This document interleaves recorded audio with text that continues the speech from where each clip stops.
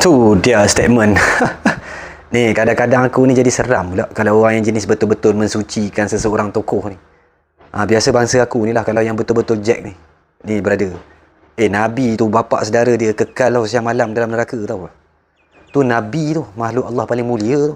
Tanpa Nabi, alam ni tak perlu wujud pun. Langit dengan bumi, tujuh lapis langit, tujuh lapis bumi ni tak perlu wujud pun kan tanpa Nabi tu. Almarhum Tuan Guru Yusof Rawah tu, anak dia jadi apa sekarang? Duduk dekat belah mana sekarang? Rahsia ke? Anak Tuan Guru Fazil Noh, anak dia sekarang duduk side mana sekarang? Pun rahsia ke? Takkan aku nak nyanyi lagu Iman Mutiara lagi kot?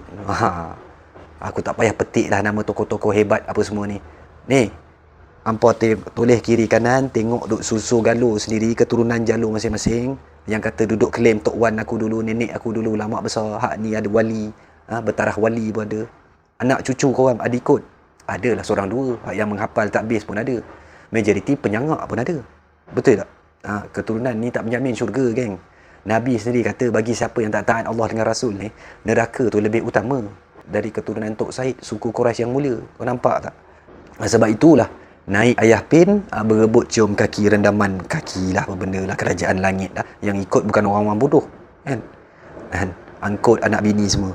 Naik pula Rasul Kahar, berkampung-kampung duk ikut bawa anak bini masing-masing. Mudah sangat memuji-muji bangsa aku ni. Sekejap adalah puak-puak ni kata, habis hampa tu duk semua duk julang Haji Hadi, Tuan Guru Nik Aziz tu apa semua, tak salah pula. Bila kena tangan hampa senyap.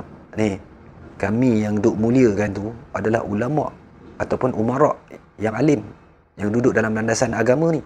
Kami hormati batang tubuh, susuk tubuh tu kerana ilmu yang dibawa tu, yang dalam dada dia tu. Kami hormat ulama ni pasal dia ulama, pasal Allah dan Nabi suruh kami taat ulama. Tak kira apa jenis hierarki ulama tu. Yang hampa nampak ulama politik je lah yang kami duk hormat. Pasal ulama politik je yang duk hari-hari kena kecam, yang di hari-hari angkat isu dia.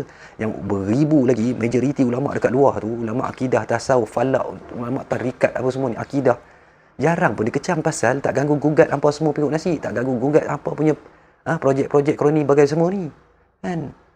Tu pasal nampak macam kami ni duk walak dengan ulama politik semata-mata je lah, kan? Kami tak pernah lagi kata Tuan Guru Nik Aziz tu, bila dia lalu, daun ni yang mati ni jadi hijau balik. Tak pernah lagi aku dengar, kan? Sungai yang kering tu bila Tuan Guru Nik Aziz lalu, dia jadi keras, dia jadi air jadi banyak, deras balik. Pokok-pokok mati tu tiba-tiba berbuah bila lalu. Tak pernah lagi, geng. Tak pernah lagi kami duk up gila-gila Tuan Guru Haji Hadi tu kata apa? Teringat lagi masa ayah cik memancing. Dia tebar je jala, kan? Dia tebar je jala.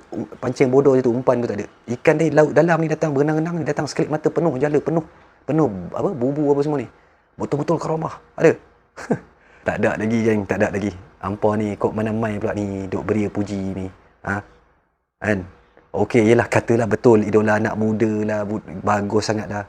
Kan? Buat relax sudahlah, jangan duk beria-ria sangat. Angkat kalah ke Salafus Soleh pula. Aku kadang-kadang geli hati dengan puak-puak ni. Bersungguh pula puji tu. Dapat commission apa?